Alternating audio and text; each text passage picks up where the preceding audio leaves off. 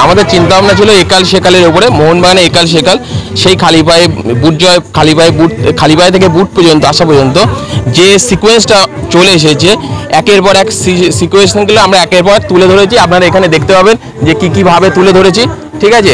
এইভাবে আমাদের চিন্তা ভাবনা ছিল যে যাতে একটা ইউনিক কিছু করা মোহনবাগানের উপরে। একটা সময় দেখা গিয়েছিল যে ফুটবলটা আস্তে আস্তে নিচের দিকে চলে যাচ্ছিল, সেই সময় আমাদের বাঙালিরাই বলে একমাত্র জায়গায় রেখেছিল যে ইস্টবেঙ্গল আর মোহনবাগান, সেই আবেগটা এখনও আছে, সেই ডার্বিতে এখনও আমরা সেই উত্তেজনাটা দেখতে যাই।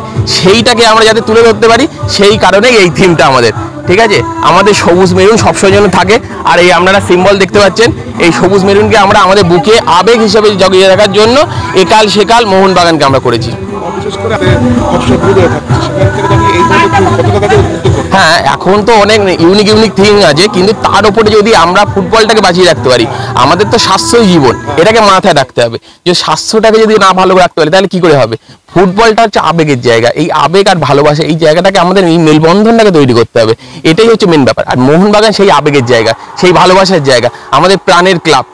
এই প্রাণের ক্লাব যদি একটা ছোট একটা মায়ের কাছে পুজোর সময় যদি তুলে ধরতে পারি, সেটা আমাদের গর্বের ব্যাপার এবং আনন্দের ব্যাপার। এটা এই কারণেই আমরা তুলে রেখেছি। ছোট ছোট খুদেরা এরা চেষ্টা করেছে এইটাকে পুরো নিজের হাতে করে তোলার জন্য। এই প্রত্যেকটা কাজ, একটা কাজও আমাদের কোনো রকম ভাবে কাউকে হেল্প নেওয়া হয়নি, সব এই বাচ্চারা করেছে, ঠিক আছে। এটা আমাদের আবেগের জায়গা বলেই আমরা পেরেছি। হ্যাঁ, সরস্বতী মায়ের কাছে প্রার্থনা রাখার জন্য প্রত্যেকটা বার যে কটা বার শিল হবে, প্রত্যেকটাই যেন মোহনবাগান ঘরের মাঠের খেলাগুলো যেন তুলতে পারে এবং প্রত্যেকটা শিল যেন তারা জিততে পারে, এই আশা এই প্রত্যাশা নিয়েই আমরা এগিয়ে চলবো।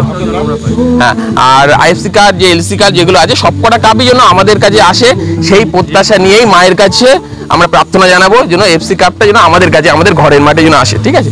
একমাত্র চিন্তা ভাবনা ছিল যে মোহনবাগান ফুটবলে যে অবদান সেটাকে ফুটিয়ে তোলা। হ্যাঁ, এটা করার জন্যই আমরা মোহনবাগানের এই থিমটা করেছি, সেকাল একাল মোহনবাগান চিরকাল, যাতে মোহনবাগানের অবদানটা আমরা প্রকাশ করতে পারি এবং আমরা সবাই মোহনবাগানের ভক্ত, এই জন্যই আমাদের এই প্রচেষ্টা। এখানে এখানে মোহনবাগানের পতাকা আছে, মোহনবাগান কেন আমরা মোহনবাগানি এবং মোহনবাগানের ইতিহাস সম্পর্কে লেখা আছে। মোহনবাগানের প্রত্যেকটা নিখুঁত কারুকার্য বা জিনিস, সেটাকে ফুটিয়ে তোলার চেষ্টা করেছি। যে প্লেয়ারদের যে অবদান আপনারা দেখতে পাচ্ছেন এখানে, সেইগুলো ফুটিয়ে তোলার আমরা চেষ্টা করেছি যতটা পেরেছি, আমরা বাচ্চারা করেছি। এই আমাদের